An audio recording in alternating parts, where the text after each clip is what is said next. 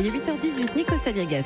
La ministre de la Cohésion des Territoires, Jacqueline Gourault, est votre invitée, David Decamp. Bonjour Jacqueline Gourault. Bonjour. Alors vous avez une mission très difficile qui va être de réconcilier le président de la République, le gouvernement et les élus locaux. Nous allons consacrer du temps à ce sujet. Mais d'abord une question. Vous avez récemment dans une interview déclaré « Ce n'est pas parce que l'on est majoritaire que l'on détient la vérité ». Et là on voit depuis le début de la semaine...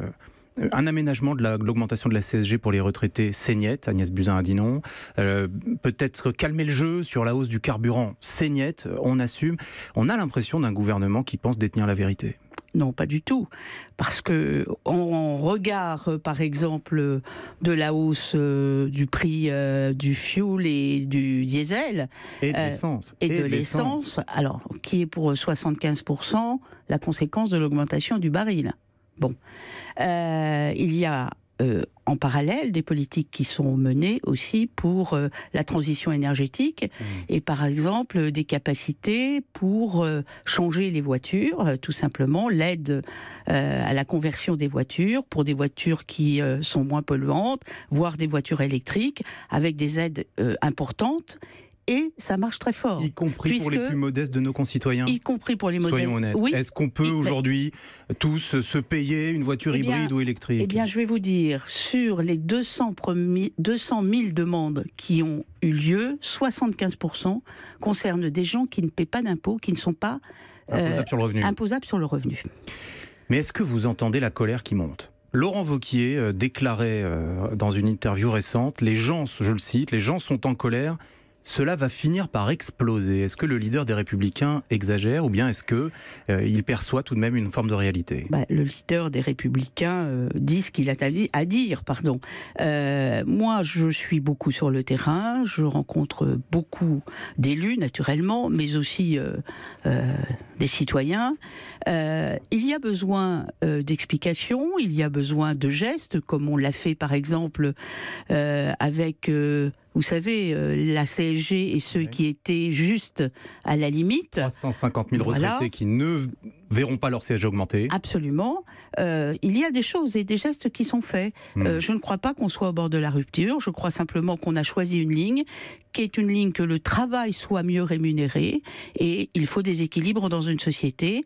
Et c'est ainsi que les citoyens doivent comprendre notre préparation de l'avenir. Venons-en à votre mission. Je parlais de vous tout à l'heure comme d'un casque bleu. Il faut rétablir la paix, le dialogue entre le gouvernement d'un côté, les élus locaux de l'autre. Mais je vais vous poser une question précise. Parlons des départements. Les départements réclament légitimement de la part de l'État une aide financière sur le RSA, sur l'accueil des mineurs isolés. Sur le RSA, cela fait des années que l'État ne tient pas sa promesse qui consiste normalement à rembourser à l'euro près le paiement de cette aide sociale. Oui. Est-ce que vous allez faire un geste envers les départements ? Oui, nous allons faire un geste envers les départements. Lequel ? Nous avons déjà un accord sur les MNA. Nous pensons qu'il y aura un accord.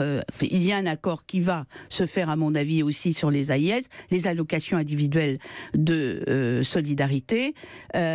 Je dirais que c'est normal, et vous l'avez dit vous-même, depuis tant d'années, les départements ont pris en charge, au fond, toutes ces allocations, et un gap, un fossé, s'est de plus en plus agrandi entre ce qu'ils ont versé et ce que l'État leur rembourse. Donc c'est bien normal. L'État est un mauvais payeur dans cette affaire. Mais, combien allez-vous débloquer ? Et ça ne date... Jacqueline Gourault, ministre des Territoires, combien allez-vous débloquer ? Je ne peux pas vous dire de chiffres aujourd'hui. Vous êtes désormais aux manettes. C'est une négociation que nous sommes en train d'avoir avec les départements. Il y a aussi une nécessité de péréquation entre les départements, parce que si certains départements sont en très mauvaise posture financière, à peu près 15-20, il y en a qui vont très bien et qui sont très riches. Il y a donc aussi une nécessité de péréquation à mettre en place. Une aide de l'État plus une nécessité de péréquation. Dont le montant n'est pas encore connu, on l'a compris, mais qui fera l'objet d'une négociation. D'ailleurs, vous voyez le patron des départements de France, Dominique Bussereau, tout à l'heure, dans un quart d'heure. Je vois que vous savez tout ce que je fais, bravo. Vous le recevez, Dominique Bussereau, vos relations sont bonnes avec lui. On nous dit qu'il convoitait le poste que vous occupez désormais, qu'il pensait pouvoir devenir ministre des Territoires? Écoute, ça, Vous êtes pas au courant? non, je ne suis pas au courant, mais Bon. je connais Dominique Bussereau depuis très longtemps. Est-ce que si vous réussissez, si vous commencez à réussir dans votre mission, le président de la République peut aller sereinement dans un mois devant le Congrès des maires de France et pour une fois ne pas se faire siffler? Je crois que le travail que j'entreprends ou que je continue, puisque auprès de Gérard Collomb, je m'occupais aussi de collectivités territoriales, j'ai toujours cherché à faire du cousu humain avec les associations d'élus. Alors il y a eu des périodes un peu difficiles, des périodes un peu tendues, mais comme vous l'avez vu, nous avons déjà avec le Premier ministre reçu l'association des régions de France la semaine dernière, et ça s'est très bien passé. Je pense que le dialogue reprend, mais la mauvaise humeur peut revenir vite. Et j'espère aussi que la volonté du dialogue est réelle chez toutes les associations, parce que pour dialoguer, il faut être deux. On manque de temps, il faut qu'on aborde un sujet très important, qui est celui de l'Alsace. C'est très important parce que c'est une question d'identité. L'Alsace, depuis que la région Grand Est a été créée, n'a plus d'existence administrative, et les élus locaux sur place s'en désolent parce qu'il y a une identité alsacienne. Ils se sont tournés vers le gouvernement. Que peut-on faire pour que cette identité alsacienne soit administrativement reconnue? Eh bien, nous allons tout simplement accompagner les élus dans ce qu'on appelle le désir d'Alsace. Le gouvernement a été très clair. Il est prêt à soutenir la création d'une collectivité alsacienne, c'est-à-dire qui serait faite à partir des deux départements. On fusionne le Bas-Rhin et le Haut-Rhin. Voilà, c'est ça. Absolument. Bon. L'Alsace, c'est deux départements aujourd'hui. Bon. Donc, on les fusionne et on leur donne une collectivité qui serait donc l'émanation de ces deux départements. Tout cela dans la région Grand Est et avec, je dirais, des compétences qui sont des compétences des départements, mais d'autres compétences qui tiendraient à leur spécificité. Un statut spécial. Non. Pour ce département fusionné. Non, pas un statut spécial, une collectivité avec des compétences particulières qui sont dues aux transfrontaliers notamment et à l'identité alsacienne rhénane. C'est une annonce de la ministre des Territoires ce matin sur Europe 1. On passe à l'actualité, Jacqueline Gouraud. Vous avez suivi cette affaire Khashoggi.